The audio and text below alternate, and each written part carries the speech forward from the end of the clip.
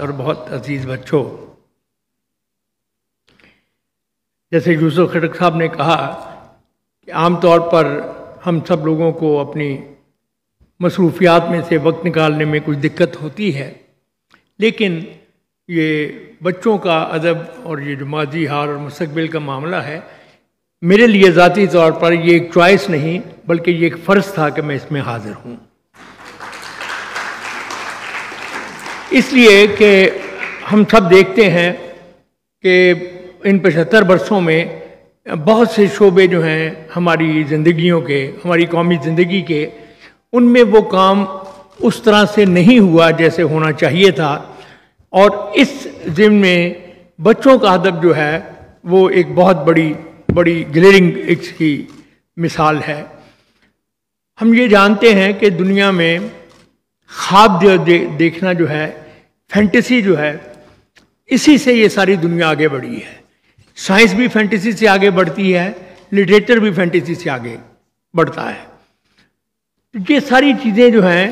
جب آپ out of the box سوچتے ہیں، بچے کا ذہن ایسا ہوتا ہے جس پر ابھی وہ باکس حاوی نہیں ہوتا، اس لیے وہ انڈیپینڈنٹ ہو کے چیزوں کو دیکھ سکتا ہے، سوچ سکتا ہے۔ اور ہم انسانی تاریخ میں دیکھتے ہیں کہ کس طرح بچوں کا جو رجحان ہے، پرانے وقتوں میں جنوں پریوں کی کہانیاں اگر ہوتی تھیں تو ان میں بھی اگر آپ دیکھنے کی کوشش کریں تو کچھ بنیادی اصول تھے زندگی کے، جیسے جادوگر کی طاقت تھی، جیسے ہیرو کی سچائی تھی، جیسے جو ہیروئن ہے اس کی مظلومیت تھی۔ تو یہ ساری چیزیں جو ہیں یہ زندگی کا یا انسانیت کا ایک خمیر سا اس بچے کے اندر پیدا کرتے جاتے تھے۔ جب ہم جو جدید تعلیم وغیرہ میں آئے تو ساری دنیا نے اس کے خلاف بولنا شروع کر دیا کہ یہ بچوں کو کیا جنوں پریوں کی کہانیاں سناتے ہیں۔ میں ذاتی طور پہ یہ سمجھتا ہوں کہ یہ کہانیاں ضرور سنوانی چاہیے، اس لیے کہ بچے جو ہیں وہ ان کا ماضی بھی ہوتا ہے، حال بھی ہوتا ہے، لیکن وہ رہتے مستقبل میں ہیں۔ بچے ہمیشہ فیوچرسٹک ہوتے ہیں، آگے کی طرف دیکھتے ہیں، آگے کی طرف سوچتے ہیں۔ علامہ اقبال نے کہا تھا زمانے کے بارے میں کہ ایک زمانے کی رو جس میں نہ دن ہے نہ رات، اور غالباً ایلیٹ کی لائن ہے کہ time past and time present are both present in the time future. تو بچہ جو ہے وہ فیوچر میں آ کر اپنی پوری زندگی جو ہے اس کو دیکھتا ہے اور اس سے سیکھنے کی کوشش کرتا ہے۔ اب اس میں جو بنیادی کام ہوتا ہے ادب کا، جیسے اس تقریب میں بھی کہا گیا کہ کچھ بڑے لکھنے والے ہیں اور کچھ بچے پڑھنے والے یا چھوٹے لکھنے والے۔ بیٹا پانی مجھے دے دیجیے گا۔ تو یہ جو ہیں ادب کا یہ حوالہ جو ہے، جب ہم چھوٹے تھے، بچے تھے، مجھے یاد ابھی شام صاحب سے بات ہو رہی تھی تو ہمارے بچوں میں ایک کھلونا دلی سے ایک رسالہ نکلتا تھا۔ پھر حکیم سعید صاحب جب پاکستان آئے تو نونہال انہوں نے نکالا، پھر بچوں کی دنیا آئی، پھر تعلیم و تربیت اور آنکھ میں چولی اور پھول اور بہت سے رسالے ہمارے سامنے آتے ہیں بچوں کے۔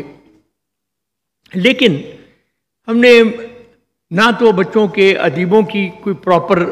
طریقے سے حوصلہ افزائی کی اور نہ ہی ان بچوں کی جو لکھنا چاہتے تھے، جس کی وجہ سے یہ رسالے بھی مختلف طرح کے مسائل کا شکار رہے، اور پھر ان کے موضوعات جو ہیں وہ بھی محدود سے محدود ہوتے گئے، بجائے پھیلنے کے وہ چند موضوعات میں وہ چیزیں سمٹنا شروع ہو گئیں۔ اور یہ شکریہ۔ تو میں اس کو سوچتا تھا کہ جیسے ہمارے بچپن میں امیر حمزہ کی کہانیاں تھیں، حاتم طائی کی کہانیاں تھیں، سندھ باد کے سفر تھے، رابنسن کروسو کے سفر تھے، اور بے شمار چیزیں تھیں۔ یہ ساری چیزیں جو ہیں یہ بہت ایک فینٹاسٹک قسم کی چیزیں تھیں۔ اس میں ایسی نہ دیکھی ہوئی چیزیں، ایسی نہ سمجھ میں آنے والی چیزیں بچوں کے ذہن میں آتی تھیں، جس سے جو کریٹیوٹی کا پروسیس ہے وہ مہمیز پکڑتا ہے۔ جب آپ کسی ان نون کو اپنے علم میں لانے کی کوشش کرتے ہیں تو اسی سے علم جو ہے وہ آگے بڑھتا ہے اور علم کی نئی راہیں آگے بڑھتی ہیں۔ اور اسی سے آپ دیکھیں گے کہ بہت بڑے سائنٹسٹ ہیں، ان کا اگر آپ بچپن دیکھیں تو آپ کو نظر آئے گا کہ بچپن میں وہ کتنے انکوزیٹو تھے. شروع سے ہی وہ ہر چیز پر سوال کرتے تھے, ان کو سمجھنے کی کوشش کرتے تھے. ہمارے زمانے میں جو مشرقی آداب سو کالڈ جس کو ہم نے بنایا ہوا تھا, اس میں یہ تھا کہ بچوں کو زیادہ سوال نہیں کرنے چاہیے اور بچوں کو ایک دائرے میں رکھنا چاہیے. یہ ایک پرانی تہذیب کا حوالہ تھا کہ عمر کے ساتھ ساتھ بچے خود سیکھیں گے. لیکن پھر ہوا یہ کہ عمر کی رفتار تیز ہو گئی. اب چونکہ عمر کی رفتار تیز ہو گئی اور ہم وہیں کھڑے رہے کہ اس حساب سے ہم بچوں کو آگے بڑھنے دیں گے, تو نتیجہ یہ ہوا کہ دیکھتے ہی دیکھتے ہمارے بچے ہم سے آگے نکل گئے. کیونکہ ہم نے جو لائن کھینچی ہوئی تھی انہوں نے کب کی کراس اس کو کر لیا. کیونکہ آج کا بچہ جو ہے, جو میں ابھی بات بھی ہو رہی تھی کہ ایک چیز, آپ بہت ساری مائیں بھی یہاں بیٹھی ہیں, آپ نے محسوس کیا ہوگا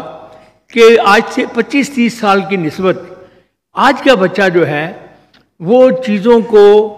دیکھتا تو شاید اسی طرح سے ہے جیسے پہلے بچے دیکھتے تھے, لیکن ان کو آپس میں جوڑنے کا اور ان کے اندر انٹرلنک کرنے کا اور ان پہ رابطے کرنے کی جو صلاحیت آج کے بچے میں ہے وہ شاید ہماری نسل میں نہیں تھی. کیونکہ آج کا بچہ جو ہے وہ ان چیزوں کو, موجود چیزوں سے ایک نئی چیز جو ہے اس کو ایوالو کرنے کا حوصلہ رکھتا ہے اور وہ اس کے بارے میں بات بھی کرتا ہے. تو یہ چیز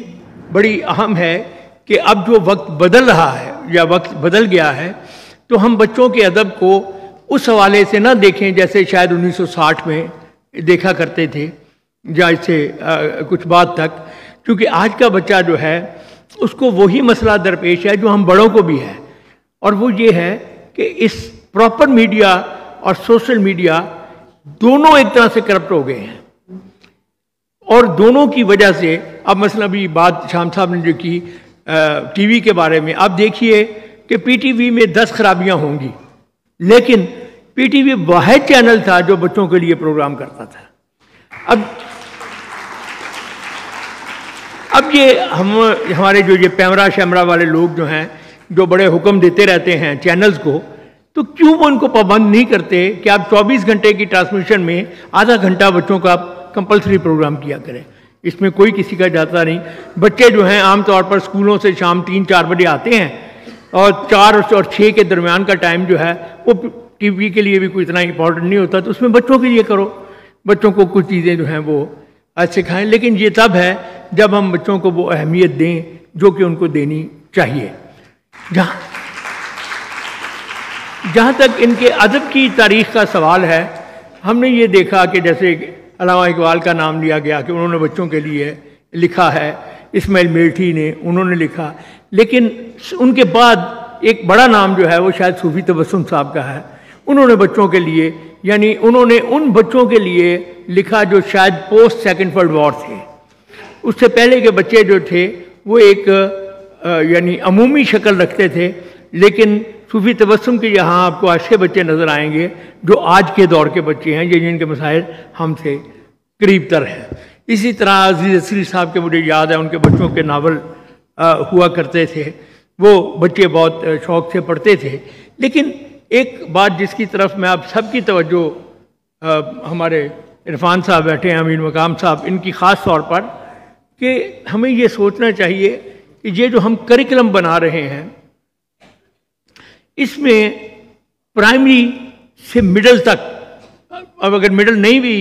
تو پرائمری تک کوئی وجہ نہیں ہے کہ ہم بچوں کو اپنی زبان میں نہ پڑھائیں.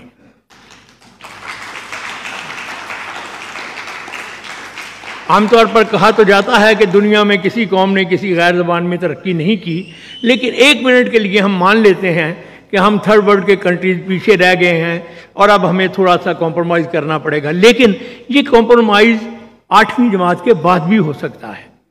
میں آج جب یہ نوبل laureate کا نام لیا گیا اسلام صاحب کا, تو یہ بھی 6ٹھی سے انگریزی شروع کی تھی انہوں نے.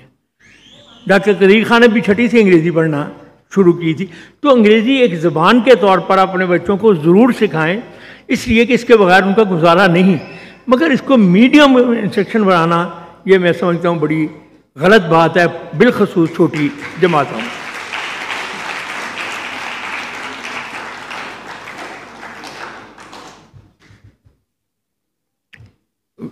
یورپ میں آپ دیکھتے ہیں, امریکہ میں کہ بچوں کے ذہن کو اور بچوں کی ضروریات کو سمجھنے کے لیے ایک انسان اٹھا اور اس نے دنیا میں ایک ایسی جگہ بنائی. اتفاق سے مجھے امریکہ میں بھی اور فرانس میں بھی اور ایک جگہ اور والٹ ڈزنی کے وہ دیکھنے کا موقع ملا ہے. تو آپ دیکھیں کہ وہ آدمی جو ہے اس نے کس طرح سے بچوں کو سامنے رکھ کر پوری انسانی تاریخ جو ہے یا پورا انسانی ماحول ہے اس کو کنسیو کرنے کی کوشش کی کہ جتنا طاقتور یہ بچے ہوں گے، جتنا ہم ان کو انرچ کریں گے، اتنی ہی ہمارا مستقبل جو ہے وہ آگے چل کے بہتر ہوگا. تو ہم لوگ میں اس پہ اصرار کروں گا کہ جو بیسک انفارمیشن آج کی دنیا کی ہے اس کو ہمیں اپنی پرائمری جماعتوں میں بچوں کو اس کے بارے میں بتانا چاہیے. بدقسمتی سے ہمارے یہاں وہ جو ایک رٹا سسٹم تھا وہ انگلش میڈیم میں بھی شکل بدل کر اسی طرح سے آ گیا ہے، وہ کوئی بہت زیادہ فرق اس سے نہیں پڑا. تو اچھی کہانیاں جو ہیں وہ بچوں کے تعلیمی کورسز میں بھی شامل کرنی چاہیے تاکہ، اور پھر بچوں کے لیے جو لوگ بچے لکھتے ہیں ان کے لیے یقیناً آپ ان کی حوصلہ افزائی کریں ان کو، اور ساتھ ان کو یہ بھی مشورہ دیں کہ جو کچھ وہ لکھتے ہیں وہ اپنے بچپن کے بارے میں نہ لکھیں، جو اس کے بعد وہ آج کے بچے کے بچپن کے حوالے سے لکھیں، تب وہ زیادہ ریلیونٹ ہوگا، ورنہ یہ ہمارا نوسٹیلجیا بن کے رہ جائے گا.